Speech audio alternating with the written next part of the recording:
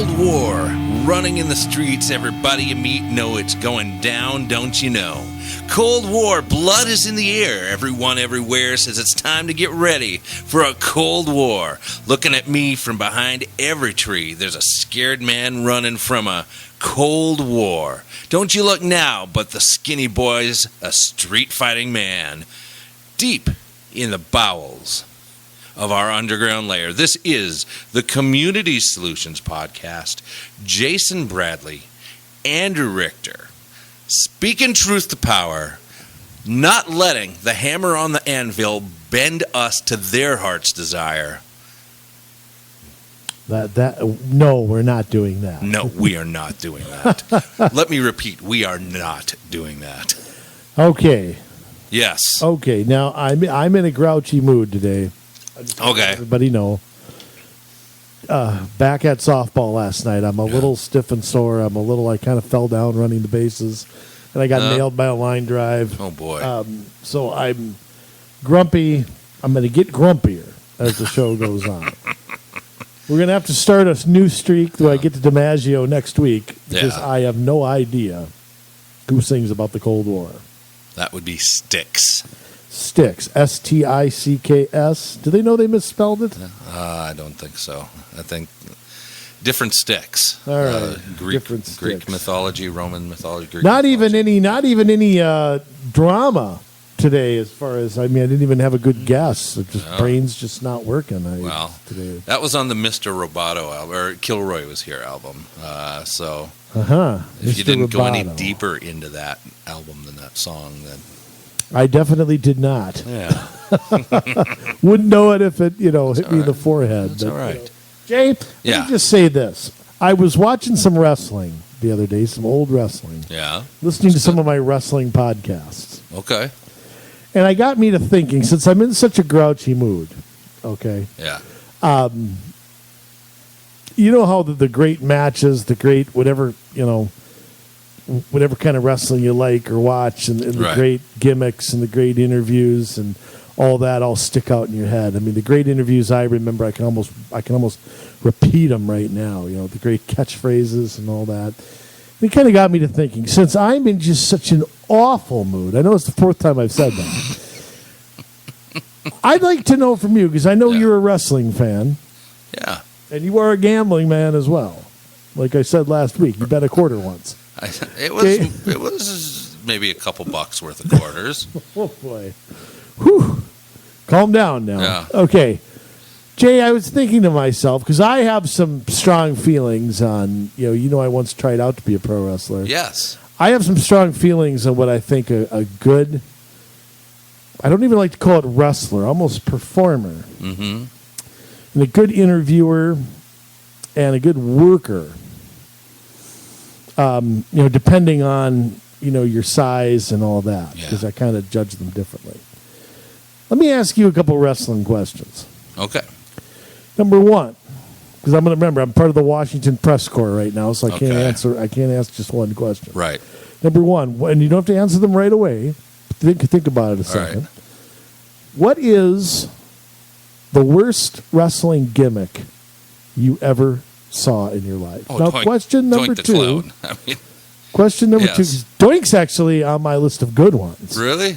I'll explain. Well, I just hated him, but yeah. I'll explain. I guess gimmicks. I'll answer it. I'll think about that. Okay, question number two. Who's your least favorite person to watch wrestle? Oh. If you could just have never seen that person wrestle. Right. Who would that be? That's basically just the two questions there. I might have a follow-up on that. But you are in a dour mood. What's the worst gimmick and who's the worst wrestler? Yeah, who's the worst? We don't want to talk about anything good. No, we don't. Not today. No, it's and the trust worst. me, the show won't get any brighter. But, I'm going to say this. You bring up Doink, his name, the original Doink,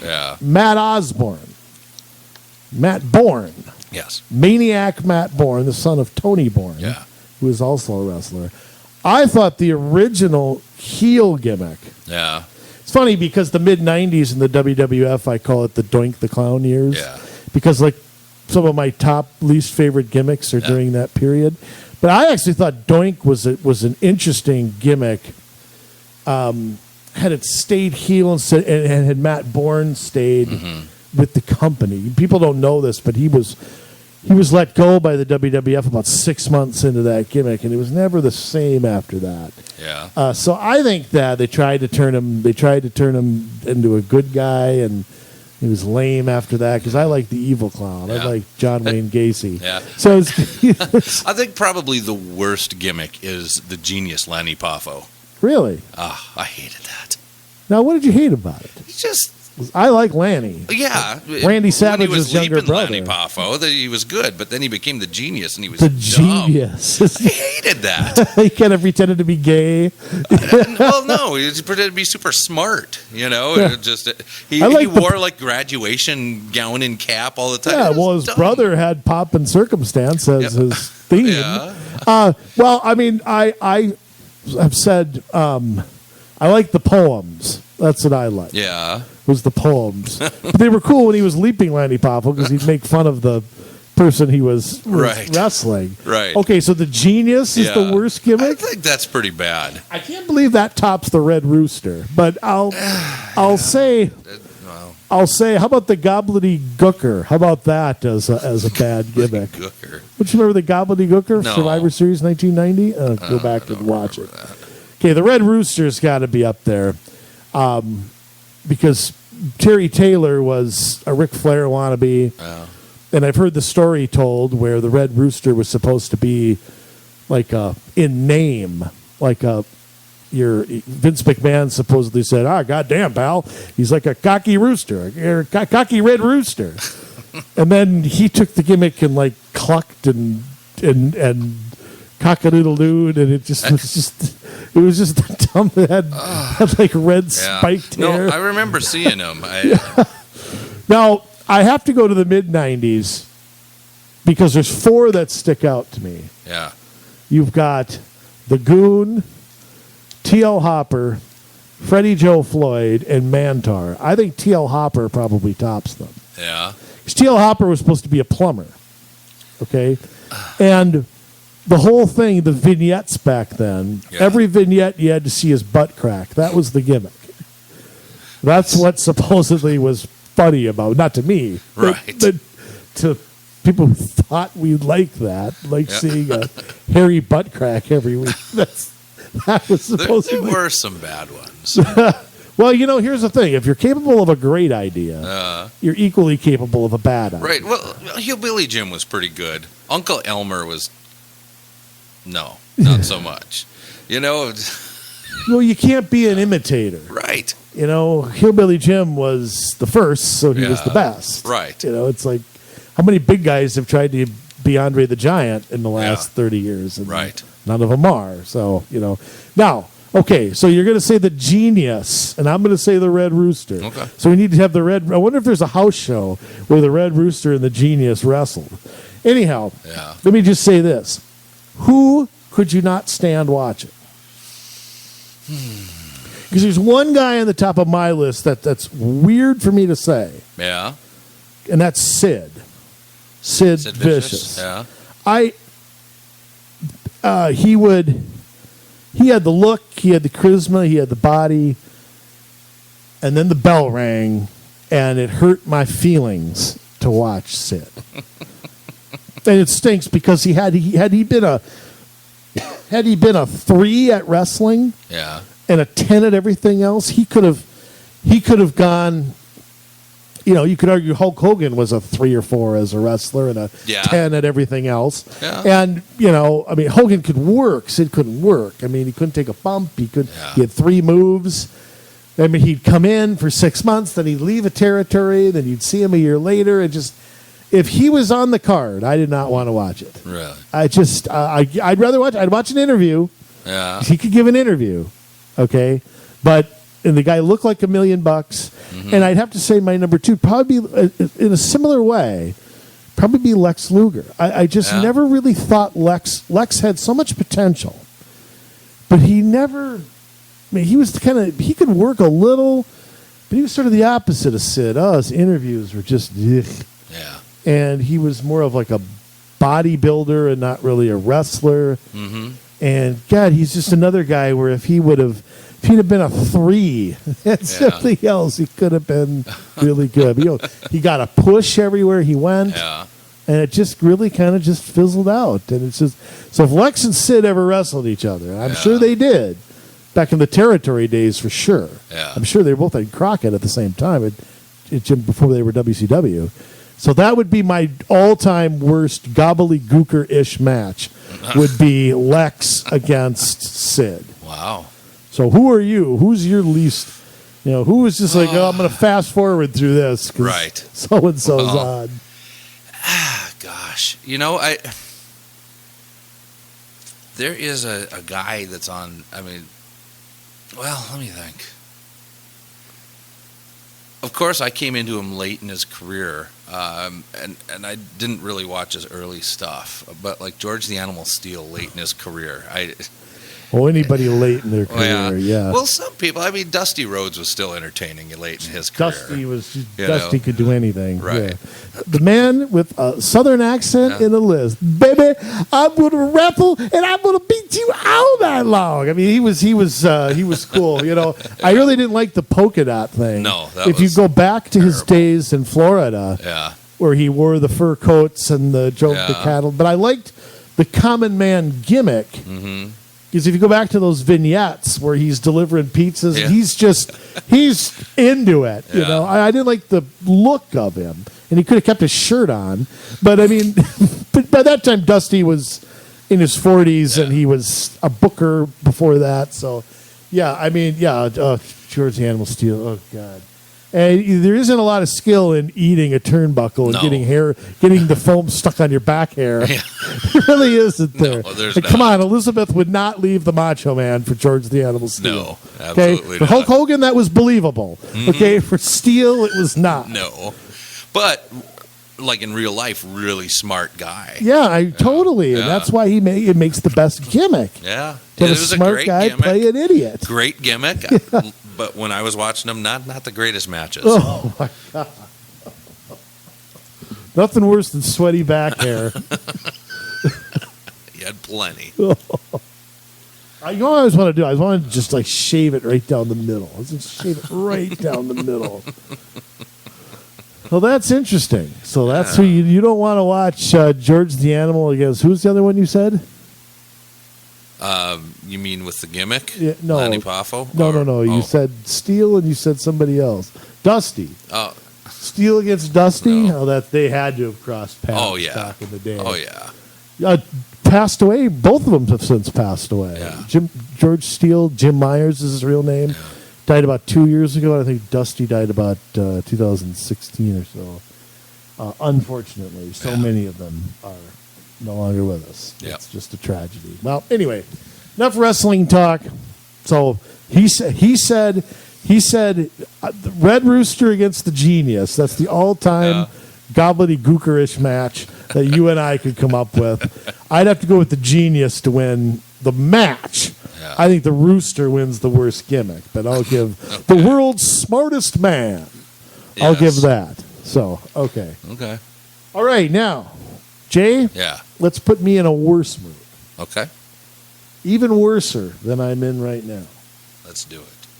Only you can do, actually not only you, but only you in this room can do that. Put me in a worse mood. Yeah, this one was kind of my idea, wasn't it? This topic. Sorry. Not sorry. Okay, Melissa Hortman. Well, I am sorry to put you in a worse mood. I am not sorry to have to talk about this, because this is a topic that I think we need to start exposing, because we've lost touch with it. Back in the glory days of wrestling, everybody was in touch with this topic. Sure. This is something where people had a very clear understanding of what we faced. Now, not so much. And a lot of that is because of our educational system. Some of that is just due to parents not passing it on.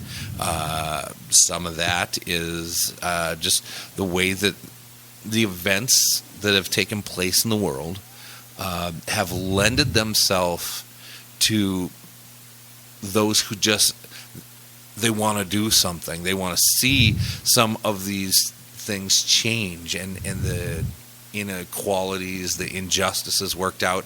But the people who have the loudest voice, and I think the largest hammer, if you will, the biggest wallets, are the ones that are getting all the airtime, and they're the ones providing the solutions. And so this is where we find ourselves.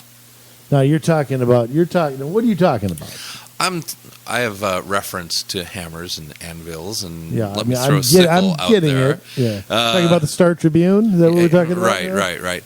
No, we have watched socialism take a greater and greater role in our government at the federal level, at the state level, and we're going to make the argument today at the local level as well. Yeah. Well, let me interject something, Yes. Jay. As you mentioned, why we don't talk about this or see this. When you and I were growing up, we go back to, I'll make a wrestling comparison. You had the Iron Sheik teaming with Nikolai Volkov. Yes. Okay, very easy. Yes. Guys to just Rocky IV. You Right. had Rocky Drago. versus I must break Ivan you. Drago. Yeah. He dies. He dies. Break you. Yeah. Yes. So you have a very defined enemy and a very defined. You're pro one You had side. so many movies back then that were about the U.S. versus Russia. People Disney cashing had one in. called was it War Games? I don't know if you remember that one. I mean, you had Ruskies. You had what were Brewskis? the other? No, not Brewskis. Oh. With an R. Oh, what are you talking about now? Just movies that dealt movies. with the subject of us versus them back then. Red October. Red October. Hunt for Red October. I mean, Yeah. here's the thing, too. I mean, it was just so easy to define the enemy. And I think what has happened since the fall of the Soviet Union, which, of course, was a good thing Yes. for the world and for Eastern Europe and for all the satellite countries that they had. But it's almost like we can't transport. I think there's two things. One, it's like we can't transport ourselves back. I can. If you're 28 years old, I mean, you never lived in a world with a nuclear threat like that. You never fought communists. You never heard about the horror stories that were going on in East Germany with the Stasi and people reporting on their neighbors, and then in the middle of the night, people just disappearing. Yes, I mean crushing Hungary in 1956. North Korea is still around, but they're not. Not much information gets out about North Korea, and plus nobody. You think the guy's just a nut job. Nobody's curious to find out. It seems like either from our mainstream media. Yeah. And back then, the media were on our side. Right. The media was not cheering for the enemy like they often do. I would argue they often do today. Right. And I also think a couple other things. I mean, one, there's this belief that today I wonder if, I'm going to use a wrestling example. If you had an Iron Sheik today from Iran with a picture of the Ayatollah on his flag that he brings in, would that be seen as, they're being racist? Not all Iranians are bad people. I mean, would we hear that drumbeat of BS from, it's interesting. I watched the original Alamo not that long ago with it's an old John Wayne movie. Okay. And, the language in there would not fly today. Okay. Right. And even in a movie, even a rated R movie, it still wouldn't. And you sit there and you say to yourself, this is the way it really was then. Yeah. But we have no perception anymore of. It's almost like we can't. If you're white and Christian, you can be made fun of all you want to. If it's anything else, you can't say a bad word about them. Right. Have we gotten to that point now? I mean, it's funny because it's okay to. I mean, you can't. It just feels like the PC culture is one of the things that stops us from being able to assess a socialist idea from and distinguish it from something else. Like, okay, You realize what a Politburo was. Do you understand? You understand what a secret police did? Yeah, I don't think we have that understanding. Is there any curiosity to even do so? Yeah, It's almost like the people who favor socialism and communism don't know anything about. Look, right. No country's perfect, and I mean, not trying. I don't want to fall into that trap there. Yeah, we're not blindly like USA, USA. You know, it's like only if it's Hulk Hogan against the Iron Sheik. There are lots of problems here that we need to figure out, but absolutely none of them are ever solved by communism. No, there isn't one thing that about communism or socialism makes anything better. I mean, look at all these socialist countries, and every time you put a socialist policy in place, it's never enough. It's never good enough. It never, but what has happened is so many of our institutions have been taken over by this thinking. Like one of the commandments, if you will, about socialists and communists is taking over American institutions. Yes. To the point where they insulate themselves from election results, from criticism, from any kind of turnover. They run them. Mm-hmm. Okay, period. And whether that's our education system, all the way down from preschool to elementary school to high school to our campus universities, cutting out free speech, totally controlling the curriculum, censoring American history. Mm-hmm. I mean, it's all being done, and it is. I'm not saying it's all some conspiracy where they're all on one, all Skyping each other at the same time. It's a conspiracy in that you only have one point of view there, and there's kind of a handbook that they all sort of more or less follow. Mm-hmm. The left controls government workers. Yeah. They control. You go to a university, you can major in city planning. It's like a little club. Oh, absolutely. They all get hired with the same ideas. Mm-hmm. Belong to the same professional organizations. Bring everything to the city they work in. Mm-hmm. So you've got the media controlled by the left. That's why you turn the channel and you see the same stories being talked about and talked about and talked. The same polls, the same words. Yeah, the same words, like the same buzzwords and catchphrases, over and over and over and over. I mean, it's crazy how the same it is. It's insane. Yes. That's what it really is. Yeah. Insane. I mean, whether it's in the halls of Congress or on TV or in talk radio, I mean, you hear those same things bandied about. So, what does that mean for local government policy? How big is the challenge for people of a different ilk to go in and try to change? Can it be changed? I mean, there's a part of me, and I hate to say this because I never give up anything. Mm-hmm. There's a part of me that's just, I just can't fight all of these targets. I just can't do it. I feel like that sometimes too, where it just feels overwhelming because they have billions of dollars between these organizations and foundations, and all that. And it seems like all of the money and all of the power is cobbled together to try and overcome America and what we would traditionally identify with America. And no, not slavery. And no, not racism.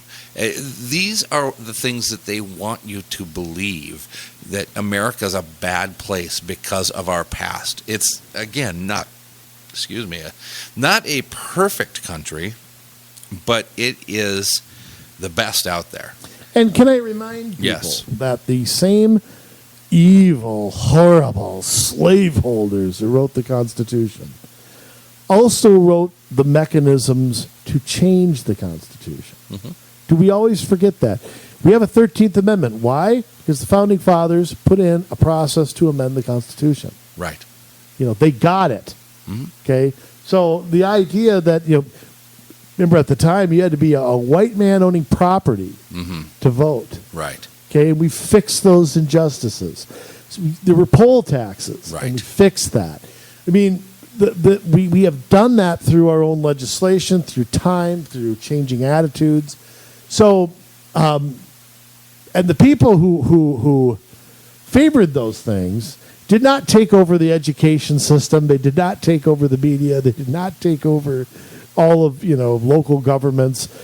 They took their case to the people, to the state legislatures and all that, and eventually it went into a movement. I mean, you go back to the 13th Amendment. I mean, in 1860, okay, I would dare say a majority of Republicans did not favor abolishing slavery. Right. There were some who did. I mean, there were the Thaddeus Stevensons and the Wendell Phillips and George Julian and Charles Sumner and people like that. 5 years later, we had the 13th Amendment. I mean, that's how powerful that war was. It became the central cause, even though I don't believe it was the cause of the war. Right. It became the and that's another show in and of itself. It became the rallying cry. Blacks joined Union armies, even though they didn't share the same freedoms. And it created that groundswell for those. And then later the 14th and 15th as well. Right. So the point being that this supposedly horribly racist, evil country that we have saw an injustice, changed the country forever. Yes. And sacrificed a whole lot of their own countrymen. And in the end, that was really the legacy of the Civil War, was the 13th, 14th, and 15th Amendments. Right. The change came. Today, the change is more, let's threaten, let's extort, let's destroy things we don't like. Shame. Let's outspend. Yeah. Let's censor. Let's twist and lie and whatever it takes. Well, then to sway people to their point of view. Then they are following the communist way. Yes. I mean, isn't that really what Lenin did? That is. I mean, the only thing they haven't done is shoot people. Okay, I mean, that's about it. Yeah. I mean, they'd be surprised if a Cheka's next. I mean, there have been shootings. In fact, the shootings are up across Minneapolis in the last couple of weeks since they have moved to reduce the role of the police in that city. Wow, that's not a foreseeable consequence, no. I can tell you. No, I mean, but just last Sunday there were 11 wounded and 1 killed in a shooting down in Uptown. Really? Yes, and there have been more. So what happens? Didn't the community organizers get there and the social calm workers, everybody down, unarm everybody? Did they? Everybody just voluntarily gave up the old 6-shooter? Yeah. Well, you're gonna see the consequences of that. But I mean, this is the thing. I mean, the ultimate goal is, I mean, if you can tear down the ability of a community to be protected, then you come in riding a white horse as the protector. No, the ultimate goal is total compliance. And that's the ultimate goal. They come in looking like the good guy, but after a while, they start to come down on everybody. Well, and you see it, again, we mentioned all institutions. I mean, you see it in something like transit. Let me just throw something out there. Transit's always, it's interesting the arguments you hear for it. Oh, we got to be environmentally friendly. People to their jobs. Oh, it's equity. Oh, it's. I mean, there's a new argument all the time to try to fit a mold. And ultimately what transit is, and I'm not, again, I want to be clear, I'm not somebody who believes in no transit. Right. I get, you and I get tagged with that. Yeah. What I believe, though, is that a car increases your freedom. Yes. A car means that you can go anywhere you want to go at any time. You can work anywhere. If you want to make the commute, you can do it. That's right. If I'm dependent on somebody else for transportation, it limits where I can shop, where I can go to school, where I can work. Mm-hmm.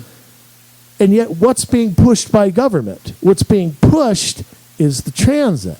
What's being pushed is what limits me. Yes. And they're all on board. Mm-hmm. City councils, counties, Met Council, state. Then they create the side groups. Districts with things like safe routes to school. Yeah, exactly. I mean, they're all just amazing how none of them will come out and go, you know what, I don't want this. Yeah. I don't know if it's out of fear. I don't know if it's out of not getting free money for something. That's another thing, bribery with my tax dollars. I don't know what it's about. I think it's about a lack of curiosity to figure out why something is needed. Well, it's never about freedom. It's I think, the free money, but the control ultimately, because the people giving the free money are the ones that have the control, and you've got the climate change stuff where that's just another mechanism to gain control. You've got the anti-car crowd, which is another way to gain control that's tied into the climate change stuff.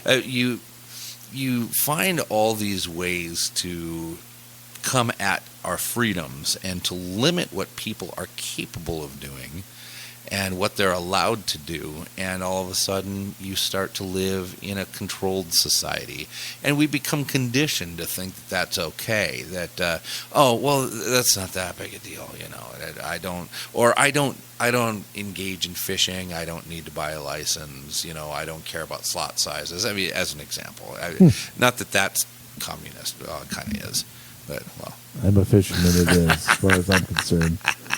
But maybe what we should do is give people a rundown of, because people don't have a view clearly of what socialism and communism are. I'd like to ask the average millennial to explain it to me. Well, it's people sharing everything, and it's a takedown of the evil capitalist society where inequity has been bred over hundreds of years because people who have money are stealing from those who don't have anything. And communism, it gives equity to those who have nothing, and equals the playing field. You sound like a 2020 graduation speech. Yeah. That's pretty much what that sounds like. Yeah. Instead, and here's the thing. I mean, you've got socialism, you've got communism, and I've heard so many definitions of people stumbling around on how to explain it. And here's the thing. I mean, this was created in Europe by Karl Marx and Fredrich Engles. They wrote the Communist Manifesto, kind of laid out the whole case. Why do they got to be German? Yeah, well, they were in France when they wrote it. Well, fine, we'll blame the French. Yeah, we can blame the French. I mean, with my last name, there's no way I can get around being German, okay? Well, yeah, Germany has had its own problems. We won't get into that. No. And you know what bothers me, too, just off the subject? Yeah. When people think fascism is on the right. And that's where I was going next. Okay, because, I mean, fascism is as left as anything else is. Right. Well, and that's the thing. On the American political spectrum, they try to rate things between fascism on the right and communism on the left, and then you've got libertarianism in the middle, and that's not accurate. That's not even. That's not even close. Or like anarchy would be in the middle, I guess, and then you branch out from there. And this, because it is a European system, needs to be looked at on the European scale. And so way over on the left side, you have both fascism and communism and, dictatorships, all of that, because you have a strong man or strong woman. Well, it's communism. I think it's pretty much always been a strong man leading these countries that we'll put that in air quotes, these countries, and everybody needs to know Okay, Adolf Hitler, fascist, yes. Socialist, yes. The Nazis were the national socialists. And so, yes. So there was a little bit of a disagreement between, it was really about a fight for land. I mean, you had Adolf Hitler, who was taking over some land in Europe, and really he just wanted to kind of have this. I don't know if he would have taken over the whole world. I guess we don't know that, but definitely he was taking over all this landmass in Europe. And socialism tends to be like a smaller national type thing. Where communism is more like we're going to push this idea out to the rest of the world. And, you see communism going from the Soviet Union and into North Korea and into China and into Vietnam and Laos and,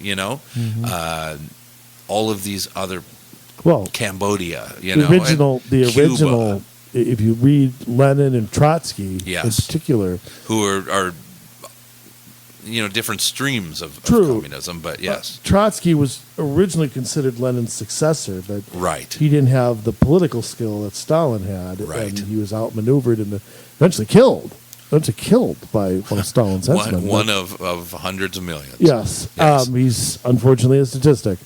But it was Stalin who stopped that and promoted communism in one country to industrialize. Yes. And it was, if you read Lenin and Trotsky and some of the people around them at the time, Lev Kamenev, Zinoviev, they promoted world revolution. Yes. It actually happened here. There was a Red Scare here in 1920. Right. There was a Communist Party that formed. There still is. Yeah, there still is. But I mean, at the beginning of this, right at the end, remember, Russia was supposedly our ally, and so there was World War II also. So there was a world revolution of, quote, workers is exactly what they had plotted and planned for. Right. So when you say, yes, was it designed to go out kind of like pouring a Coke on the sidewalk? Yeah, that was the original vision. Right. So that's the far left of that spectrum, and the far right of that spectrum then is anarchy. To the left of that then is libertarianism, conservatism, so on and so forth. But yes, you can't even get the time-space continuum. You can't even get that right in this country. But that's the European scale, and that's the one that we need to use when we're looking at fascism and communism. Because Mussolini, Hitler, they're all on that end of the spectrum as well. So when you're looking at like Antifa today, anti-fascists, they employ fascistic techniques in getting people to subdue people and to make their I'd like to sit happen. down with somebody at Antifa and if they could explain fascism to me. Yeah. I mean, if they could explain it the way we just did. Right. I don't you really explain it, what fascism really was. I bet most of them would go Trotsky. Is that like a horse kind of thing? Or yeah, probably. They're Trotskying around. Yeah. I don't know. I mean, I don't know. Of course they don't know. I mean, you've got your talking heads at the top of these movements who do know, and you read the white papers on this stuff, and for most people, your eyes start to glaze over after about 3 sentences. But they pervert it. Oh, it's terrible. Yeah. And maybe we'll break a little bit of that down. But let's read through. In Chapter 2 of the Communist Manifesto, Karl Marx lays out 10 principles of communism/socialism. 1. Abolition of private property and the application of all rent to public purpose. So, we have seen application of these things. And Jay, can I say one thing too? Yeah. One of the things about the communist socialists, they're smart enough. I got to give them some credit. Yeah. If they all came in a Lenin-style revolution and put all this in a day, there would be a revolution. Right. There'd be a civil war. What they're good at doing is doing this over time. Oh, absolutely. You know, it's like, okay, if we get an inch here and an inch there. Well, that's what progressivism has been about since the early 1900s. However, I believe progressivism has come to an end, and now the radicals are taking over, and they're pushing for it because they see daylight at the end of the tunnel, and they think that they can get this through. Well, yeah, and that's why we're seeing what we're seeing in society I think today. they will. I think they will. I don't think they will. Not unless, Well, here's the question, though. What's your definition of that? I mean, is that, because, I mean, they basically control, I would argue they control a lot of big cities already. Yeah. Oh, absolutely. I would argue they control some state governments. I would argue they have some of them in Congress right now. I would argue that the entire Democratic Party establishment is afraid of them. Mm-hmm. So I would argue also that a lot of the Republican elites won't fight them either. No. So mainstream media isn't against them. Half the time promotes them, half the time doesn't know what they're talking about. Yep. So I would say not only are they winning and are they going to win, and I think they're winning right now. Right. Well, they are right now.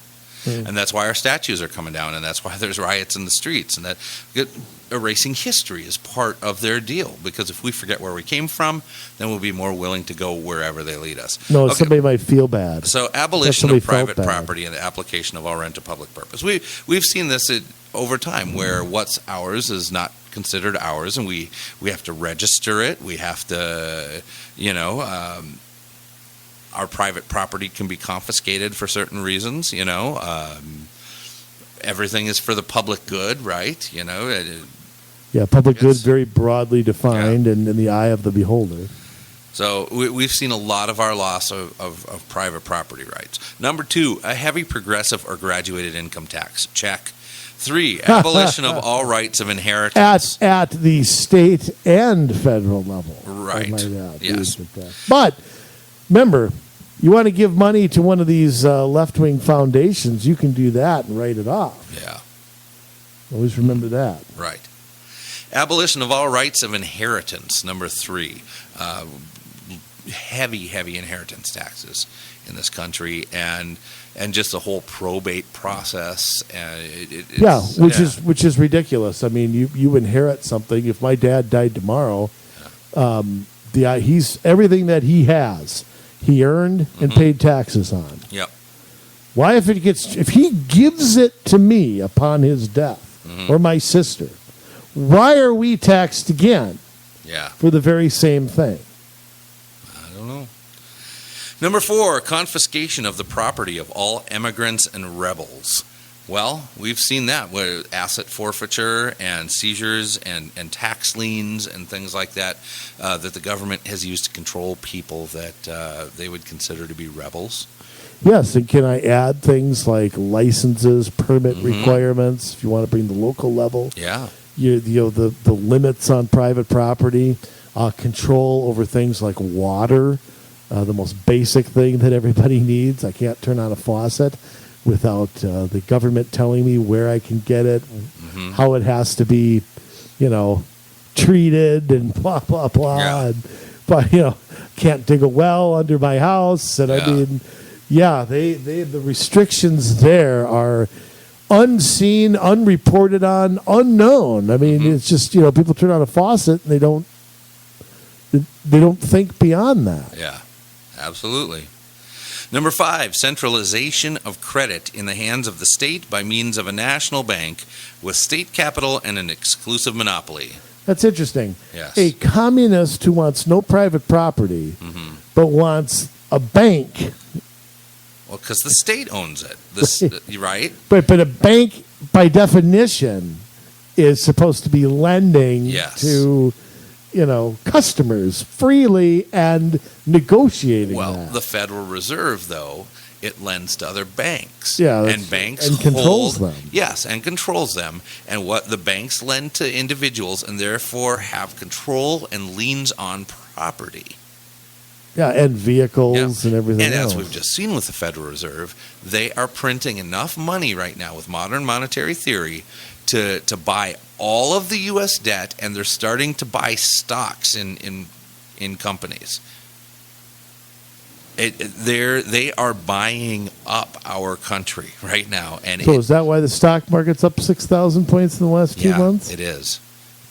It is because I want to find out what they're buying, so then I can buy it. Yeah, hey, you can't beat them, join them. Yeah, but yeah, I mean, and so we've got this. Thank you again, Woodrow Wilson, 1913. Now, Jay, and thank Teddy Roosevelt for helping defeat President Taft. Yeah, one of our friends. President Taft, I meant. Yes. I hate when they say Roosevelt almost more than I hate the Roosevelts as presidents. But here's the thing, though. Yes. How do you control? If I'm a citizen, how in the world do I get any control over the Federal Reserve? I mean, our government doesn't care. You don't. Our media doesn't care. There's nothing I can do. I mean, can you imagine if the government couldn't deficit spend? Yeah. Can you imagine if, there weren't loans available to buy a house, how the price of a house would plummet? I mean, this artificially keeps home prices high, as does the use of the income tax because of the interest deduction on right. there. Well, hey, I'll get $5,000 back. And it's like, well, wait a minute. That should have been in your pocket the whole time. That's your money. Well, yeah. It's a no-interest loan. And can I say this? Did you even pay $5,000? But I mean, that's the system that we've gotten into, where it's so big, it's so vast, you can't just unravel one piece. You can't just go after the Fed because they've got their subsidiaries, okay? And they hold government debt. You can't just stop it. Right. People owe them money. How do you, that cycle is so bad. I mean, that cycle is so ingrained. Yes. After 5 generations now in. So, I mean, I don't even know where to start other than maybe bombing the place and collecting the insurance. No, I'm kidding. I'm not advocating bombing a building. All right, let's just get real here. Antifa will get to it sooner or later. Yeah, exactly. Why don't they tear down that bill? Instead of tearing down a statue of Ulysses S. Grant or Abraham Lincoln, why don't they tear down a statue of anything representing the Federal Reserve? Yeah. Find a Woodrow Wilson statue. Well, they can't do that because that's where the Hennepin County Sheriff's Department was when the riots were going on. Yeah, that's right. They were, instead of protecting people where the fires were happening, they were all around the Hutchinson was out at the circus or something. Federal Reserve. I don't know what he was doing. Chasing. I don't know what he was doing. Certainly wasn't doing anything. Yeah. So we've seen that. So the banking system is beginning to own everything, and the Federal Reserve is beginning to own all the banks. So that's great. Weimar Republic, can you say? Right. Centralization is number 6. Centralization of the means of communication and transportation in the hands of the state. Now, we were just talking about that with transportation, how, we're not anti-transit, but it is the government that runs the transit. They want to get as many people as possible on a transit. They want to reduce the use of cars. I mean, look at a place like China where, and granted a lot of that is due to density, it makes it easy to put people on bicycles. They can't travel, all that far. You have less of that in the USSR and Russia today because like here, it's cold 10 months of the year, right? So you see less of that. But I mean, look at Cuba. I mean, what the average year of car make and model down in Cuba is from the 1950s, right? Well, yeah, it's all pre-Castro because they can't freely trade. Right. Yeah, I mean, they've got nothing but 57 Studebakers. Right. But I mean, we see that. Classics, though. So we see that more and more here, where the state is controlling the transportation, as much as possible, and even with cars, the rules are becoming so onerous that it makes it difficult, And let's keep in mind too that it's not just the transit they push on. Gas taxes and VAT taxes and tabs and vehicle sales tax, and I mean they push all of this on top of it, which adds, and then they complain that a car costs so much money. It's like, well, wait a minute, it's your banks that are putting out the loans.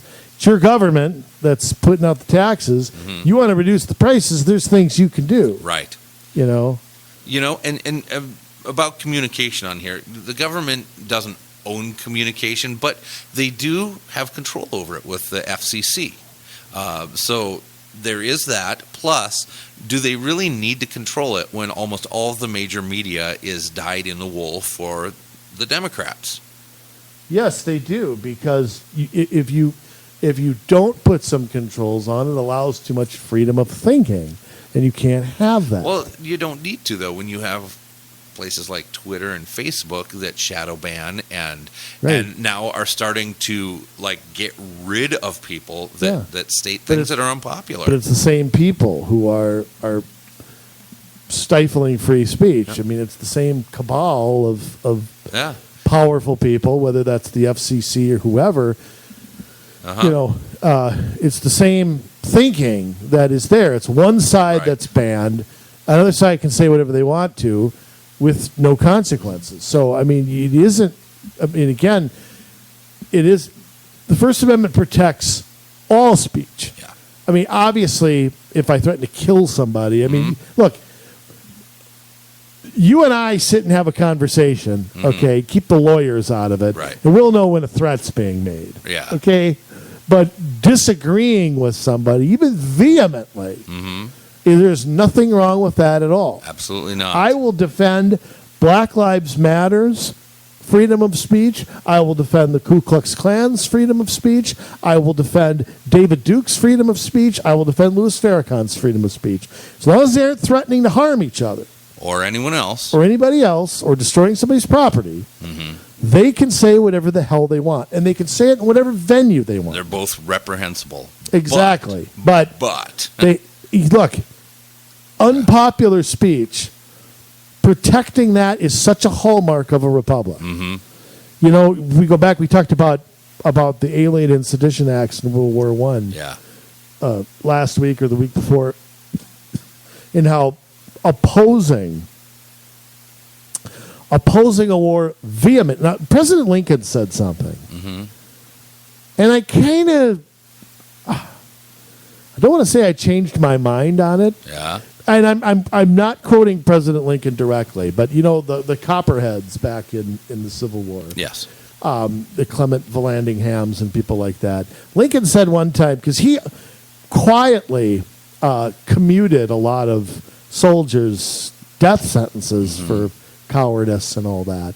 And when somebody kind of called him on it, he said, you know, I see these politicians who retard the war effort, speak out against the war effort, vote to defund the troops, blah, blah, blah. They can do whatever they want, and this soldier can't. Don't they have equal rights? Yeah. He said something like that. So it kind of got me thinking, you know, well, you know, he's kind of got a point there. Yeah. You know, so the Civil War didn't allow too many conscientious objectors. No, it didn't. So, but I mean, again, you know, you either favor people's ability to speak or you don't. I mean, I don't, you know, and that's the thing. You go back to the Soviet Union. One of the reasons it's failed was you remember Glasnost and Perestroika. I mean, what Gorbachev did, I think he felt his country crumbling. Yep. And I think nobody around him really got it. So he tried to give people, okay, you can have 20% of freedom. Right. You know, you can say these 3 things. You can't say these 10. Didn't work. It actually made things worse for him. It hastened his overthrow or his whatever you want to call it. Right. But, I mean, he tried to compromise with it. But, again, you can't compromise with free speech. I mean, you either have it or you don't. And we see this, and I know I'm going off track. I know we're going to get to education in a second. But you see this everywhere in schools and college campuses where, you know, all the faculty is of one frame of mind. Only one frame of mind is allowed to be talked, you know. These are public institutions. And our young people need to understand that freedom of speech and disagreeing and a healthy debate and listening are so important. There's not just in politics, but in life. You know, if you're at work and you can't listen to another person's point of view, and you can't work with people, and you can't manage people. If you feel like you have to cancel anybody. Yeah, if you have to censor everybody, you know what? You're going to be making fries for a living. I mean, it's important to learn those life lessons. Oh, number 7, extension of factories and instruments of production owned by the state, the bringing into cultivation of wastelands, and the improvement of the soil generally in accordance with a common plan. So this is where we see a lot of the climate change efforts. This is where we see things coming in through the Minnesota Pollution Control Agency, our county soil and water conservation districts, our watershed districts, a lot of the cap and trade, the trying to manage CO2 levels. This is the state trying to manage this. How many remnants of communism have gone into the environmental movement? A lot of them. Trace some of these head honchos of these environmental groups, and it will come back to a socialist or communist something. It's just always one of those two. They do it to attack capitalism. Yes. Period. Absolutely.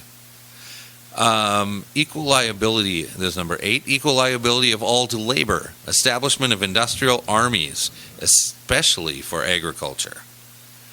So is that collectivization? Yeah. Kind of. I mean, basically, crops for the common good is what I hear out of that. Yeah. And the death of rural areas. I mean, that's one of the goals, too, is that rural comes under control, that they're not independent. You don't want independent farmers. You don't want people making an independent living. You want it all to be planned and controlled. Yeah. And that's the whole point of you go back to like the Politburo that controlled just every aspect of life in the old Soviet Union. Back in the USSR. Is that a song? That's a Beatles song, yeah. Oh, is it? Oh, yep. Okay. But, I mean, you look at that equal liability of all the labor,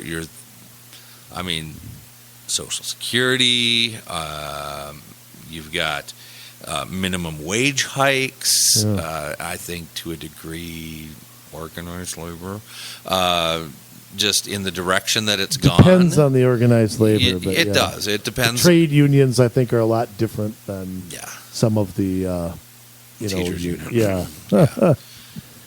Things like that. Number 9, combination of agriculture with manufacturing industries, gradual abolition of the distinction between town and country by a more equitable distribution of the population over the country. What does that sound like? It sounds like something that has a 2 and a 1 in it. Yeah, Agenda 21. Oh, I was thinking blackjack. But yeah, this one in the United States, I think, has changed a little bit, where they've wanted to bring people into the cities and make it more dense, and make certain places off limits for people to go. But again, you're looking at agriculture, you're looking at manufacturing. Well, again, we've done shows, and I don't remember what show it was off the top of my head, but about government owning land and how much restricting where you can live, restricting where you can have a business, restricting where you can travel, where you can visit, where all these lakes that are all right. Yeah. But they have done this. I mean, to a degree, the gradual abolition of the distinction between town and country by a more equitable distribution of the population over the country. Take a look at the way that the Met Council has pushed density standards and high density housing, even in small cities in the metro area. How across the state you have mixed use development, and you have the same kinds of infill design and things like that, because they're using the same planning standards from the American Planning Association and places like the Minnesota Association of Development Organizations and things like that, that you have this happening all over the place, where every place starts to look the same. You have the same kinds of development, you have the same kinds of bike lanes and walking paths and number of parks per 100 people, and it's the same standards that are being pushed everywhere. Oh, you mean they're not just all independently coming up with that? Oh, no, not at all. And lastly, that's what they claim. Yeah, that's what they claim. Number 10, lastly here, free education for all children in government schools. Abolition of children's factory labor in its present form, and combination of education with industrial production. So, absolutely, this is why they come down so hard on private schools, homeschooling, and charter schools, because they want everybody in that government school and try to put them on a track to go into certain fields of what they need in the labor force at any given time, and so that they can train them in the way that they want them to think. Well, and I think that's one of the reasons that the entrepreneurial spirit in this country is down so much. You know, like you said it very well a while back, that, you know, high school teaches you to go to college. Right. College teaches you to get a job. Yeah. You know, and then you add to it our banking industry on top of it. I mean, it's just a shame that somebody can get $100,000 loan like that to go to college and be in debt the rest of their life. That same person tries to get a $10,000 small business loan. Yeah. Good luck. Good luck. Yep. So I mean, there alone is an example of you know, how the priorities are so off. Mm-hmm. Absolutely. And I mean, again, the education's a big one. I mean, how do you tackle the system that the big government people have spent 70 years creating? Right. I mean, they own, and I think this is what's misunderstood by a lot of the freedom fighters. You're not going to win them over with a proposal, okay? You're not going to get a bipartisan bill to privatize education. Those forces have to be defeated. Yes. You know, and so, you know, you're not going to get these bureaucrats to see things your way. I mean, ultimately, they have to somehow be defeated, and you have to get people out of the mindset that, you know, the school is the center of the universe here, and it's a place to go make friends. It really isn't. I mean, it's become a little factory to spew out people, to get these young heads of mush to think something in particular. I mean, it's downright scary. I mean, I'll tell you what.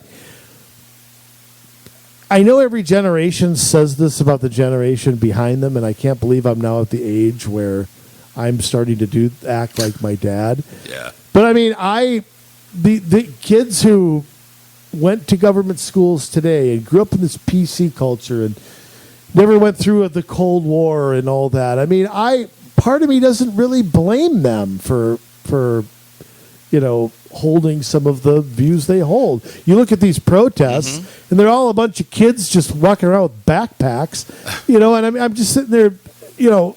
Well, look what our schools have become. I mean, no wonder they have done everything they can to destroy the family, to teach them principles of communism and socialism. And then we sit there and we wonder why, okay, this is what they've learned. I don't understand why they're acting this way. Yeah. And it's also faith. I mean, one of the big things about communists were, you know, they were atheists. I mean, that was a huge thing, destroying the Russian Orthodox Church. Yep. Tear down the family and tear down faith were two big pillars. And you think about it like this. I mean, how many times do you see, and this is why I think faith is so important. Not because it's, you know, you just, first off, if you have the belief that there's nothing bigger on the earth than you, that guides a lot of decision making. Trust me. But if you have no sense of right and wrong, no sense of anything like that, it's not a good thing. That's a bad thing. Yeah. But I sit there and I watch some of these detective shows and these parole shows and prison shows. You ever see? I don't even know what they're called. Doesn't matter. And you always see an inmate who is 35 years old, spent part of their adult life in prison, and you know what? Now they've embraced Christianity, or pick your religion. It doesn't matter. I'll just say it's Christianity. And now they want to be a good person. Now they want to get out of jail, and they don't want to get back in trouble, and they they have a plan for when they get out, that they go finish high school or whatever, or college. And I think to myself, what if God had entered their life when they were 8, 9, 10 years old? Mm-hmm. What would have happened to that person? You know, what if that person's family structure had been there? Yeah. And all that. I mean, those are the consequences of what happens when you destroy the family, you destroy God. Well, people don't look have at the Great Society for LBJ. That really was a part of that was destroying the family. Yes, for black people. Yeah, government is the dad. Yeah, you don't need the black dad anymore. You don't need Mr. Evans. Okay, he can die in a car crash. You have government here to fix everything. Whenever you need something, government's here. But I'll tell you what, but that absence of family and that absence of faith, the social consequences we have had as a result of that are not even calculatable. Right. And again, until those problems get fixed, nothing will change for some communities. It's not all just based on color. Look, there's plenty of trailer trash white people too. Okay, I know that's a bad thing to say, but it's true. I mean, if you look at poverty and you will find the same common denominators regardless of race. Yep. You'll find an absence of the church, an absent parent, unplanned pregnancy, high school dropout, joined a gang, did drugs. You will find 2, 3, or 4 of those, or maybe every one of them, guaranteed. Yeah. So, Yeah, and so what has made all of this so easy is we look at these Marxist principles in the Communist Manifesto, and those are out there. Lots of people talked about them. There's another theory that Marx had that is a little less well known, but it really is just as much off the marks. Oh, yes. But it kind of is the linchpin that holds all this together, and where you see some of the things where Marx and Engles said, in the 1850s, this is where they're allowed to kind of go off the beaten path a little bit. Because let me tell you a little bit. Well, let's say this first. Critical theory. Marxist critical theory basically is where you take a look at the society around you, and you assess it, and you take that assessment in order to reveal and challenge the power structures of that culture.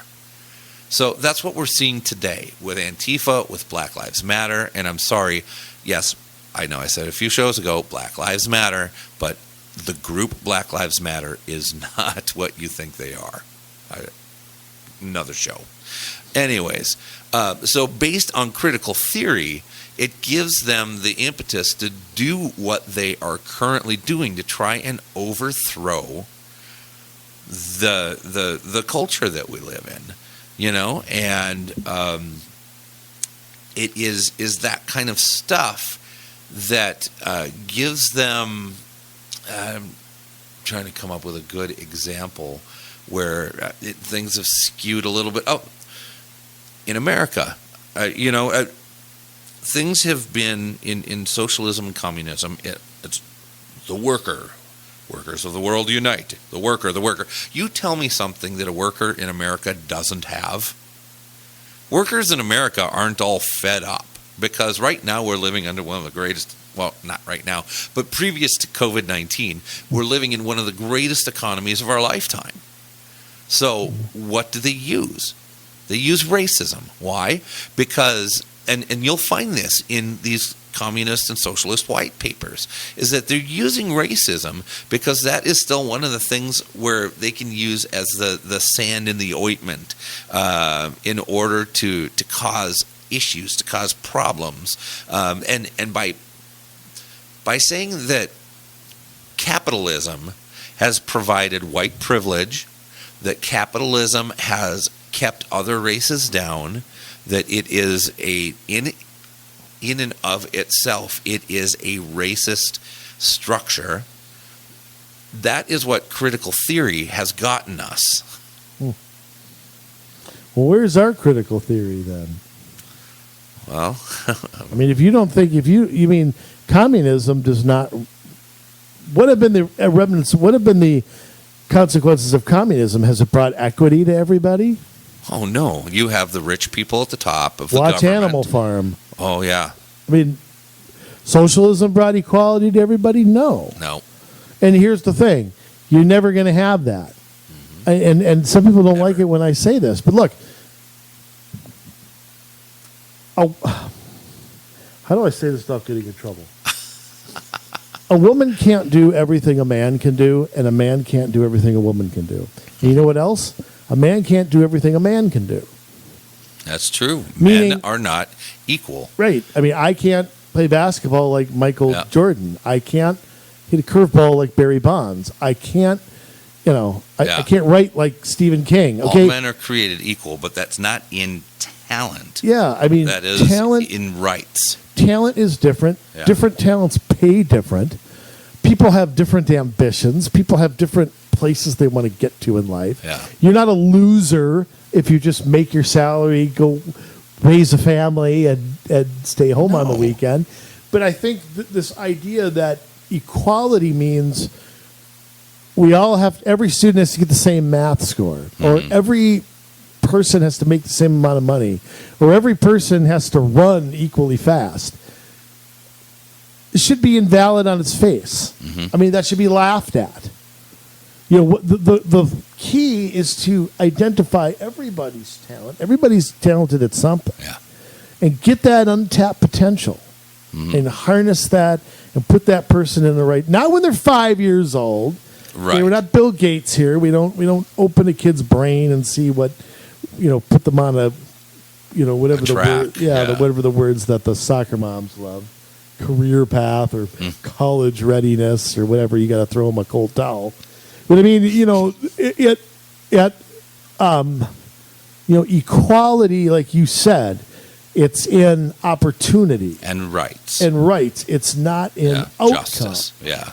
So, we've got to stop with that garbage also. I mean, that's garbage. Garbage. Yeah. It's crap. It is. But, I mean, and we have seen this come into the local level of politics. Everywhere at cities. We need park equity. Yes. Hell does that mean? Housing equity. We equity is like the buzzword of the decade. What's that? Is it the same size bathtub? I mean, what is that? I don't know. You can't create. Look, the free market doesn't create equity, and government doesn't create equity. No, It's not possible. it's not possible. All right, now. You'll always favor somebody over somebody else. Well, I mean, that's like saying every baseball game has to end in a tie. Because it's equity. It's not Right. fair. We've seen that even creep into sports. We're not going to keep score. Everybody's a winner. Yeah. Everybody gets a trophy. Hey, this guy thinks he's a chick, so he can run in your race. Absolutely. Yeah. Just grab a hedge clippers, go out back, and then you can come back and you can race. All right, right? Yeah, All right, it's that time again. Is it that time again? if you say so. For the sign-off sermon, ladies and gentlemen, I'll say it right this week. The Count of Monte Cristo. Right? Cristo. Cristo? Yeah. I thought it was Crisco, like the oil. No. The Count of Monte Cristo. Yes. The King of Sting. The Master of Disaster. The Suffering of Succotash. And the Roddy of Piper. Ladies and gentlemen, the sign-off sermon I give you, Jason Bradley. What a cheery subject today. And I know you're probably thinking, okay, you said it has a lot to do with local stuff. What does it have to do with local stuff? These people are so entrenched. There's a lot of people funding this with billions of dollars from outside of the U.S. into groups that are funneling money into groups even locally. And it can feel like sometimes the world is crashing in around us, like we are just this insignificant single individual that cannot have an effect because we don't have the money that these groups have. We don't have the press coverage these groups have. We don't have the power these groups have. That's where we're wrong. Why? And we have said this so many times, that these people can have all the trillions of dollars in the world that they want, but if they don't actually sit in the seats that vote to make decisions at the city, the school, the county, the state, the federal level, they don't get what they want. We need good people that have the ability to say, no, I'm not going to do that. But instead, we have a culture of politician that says, well, I can maybe wheel and deal on that. They don't have principles, and it's become just a slime bucket, whether you're in Washington or St. Paul. And there's a lot of counties and cities where they're sitting in the same stew. And that's the culture that we got to change. We've got administration that runs everything. We've got a culture in Washington where people have been there before this president. They'll be there after the next president. And they think, well, this is the direction we're headed in. This is what we're going to do. And if we can't do it now, we're going to outlast this guy and we'll work on it with the next one. But guess what? That's not just what's happening in the administration under President Trump. That's also happening in the administration under your county commissioners, under your mayors and city councils. I'm not saying everybody that works on staff at a city is a bad person, but I am saying that they have all been trained at the same places, using the same textbooks, belonging to the same organizations that are spreading these socialistic policies and programs. They are. Green Step Minnesota Cities, ultimately, it is a socialist program. A lot of these foundations that are giving out grants and giving out this and that for climate change and equity and whatever, socialist programs. A lot of these programs that we have, some of them are necessary because they give a hand up to our least wealthy, our least of means. But there's some of them that are just, they're socialist boondoggles that we're never going to get out of. But that's not a lost cause. We are not by any means seeing the sun set on America unless we choose to do nothing. You know, we may not be scared by the red flag and the yellow hammer and sickle because it's not something that we fight anymore. It's not as visible, but you know what? You see some white kid dressed in black with a gas mask and a backpack and carrying a hammer or something, you know, and terrorizing a downtown, setting up some autonomous zone and threatening to pull down statues. I think that gets the attention of some of us that love liberty in this country. There's some of us that are going to just go back to bed after all this, and we're not going to, this too shall pass. It's just a phase. You know what? These people have been planning this a long time. They have been patient, but their patience is running out because a lot of them are getting old. But they have true believers coming behind them. You know, Bernie Sanders may be in his 120s. And he may not have long left to be able to push for this, but he's got an army of people behind him that believe just like he does. You think they're going to give up because Bernie is out of the election? No, they're not.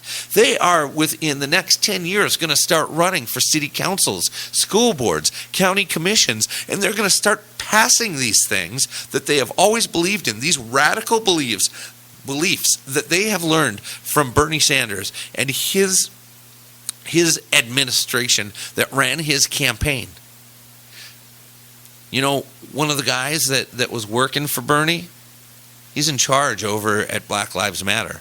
Sean King, the one that said everybody should be pulling down every statue, stained glass window, picture, postcard on the fridge of white Jesus and his European mother and friends.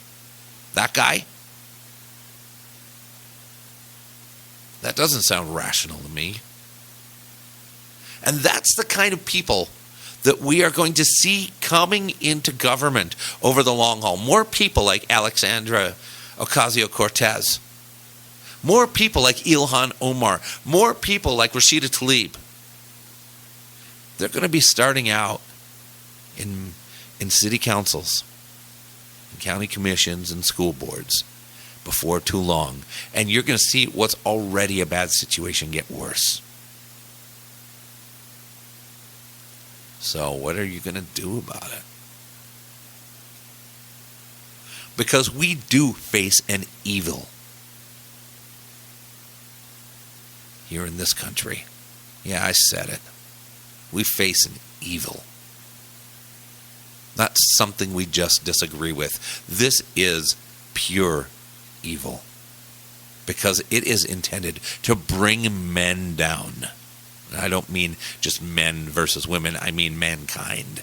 It is designed to bring us down and raise an elite up to the top. They tell you that capitalism is what does that. Capitalism will rise the boat of anybody that works hard and applies themselves to something they love. You might not be rich, but you'll be happy. Communism spreads equal misery, I've heard. And that's a great way to put it, because you are not allowed to do whatever you want. You're given a job by the government. They determine how much you make. They determine what you can read. They determine who you can worship.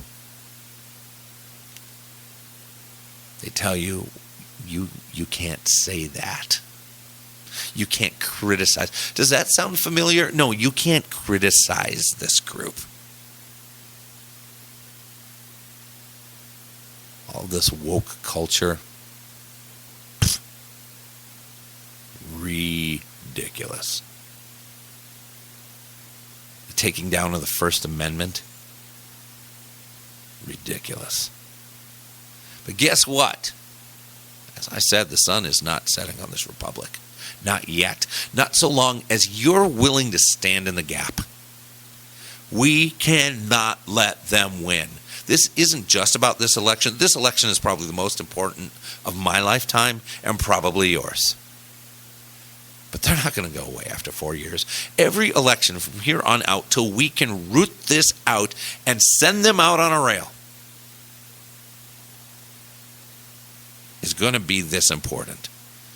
Because if they get defeated in 2020, they're coming back in 2024 and 2028. And even in between. And even in the odd years, if your city or school district has odd year elections, you have to be defending freedom all the time. So where are you? Who's with me? Who's willing to sacrifice a little bit of their freedom for the freedom of their progeny, of their sons and daughters and grandchildren? I'm not talking about giving up freedom for security. I'm talking about making a sacrifice for someone you love. Who's willing to do that? Who's willing to maybe not go boating for one weekend to make sure that you help somebody get elected that doesn't believe in socialism? How about spending a couple hours on a weeknight helping pass out literature? How about actually running for something or getting on an advisory commission and spending 3 hours a month talking about planning in your city or about the state of your parks in your city? We need people in all of these positions. So how many of you are willing to let communism win? I'm not. I'm not, and you shouldn't be either. So if that's you, get a hold of us. COMMsolutionsMN@gmail.com. That is COMMsolutionsMN@gmail.com. I'm not giving up. And I want to take as many of you with us as are willing to come. Because as long as that red, white, and blue stands tall, We've got a shot. Because today they're pulling down statues. Tomorrow they're going to be pulling down Old Glory. If we let them get away with this. And it's going to be replaced with something that is going to be dark and be oppressive. And it's not going to be about equality. It is going to be about control.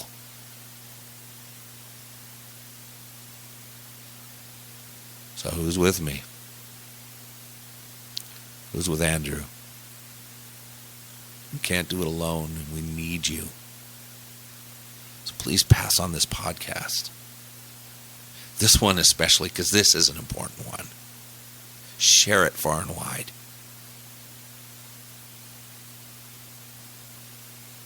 Together we can do this. Together we can do this. But it's all hands on deck. No more being lazy. No more sitting one out. No more saying, I don't like my choices. Well, guess whose fault that is? Get up and do something. All right? So we've done our part for this week, Minnesota. Now it's your turn to get to work.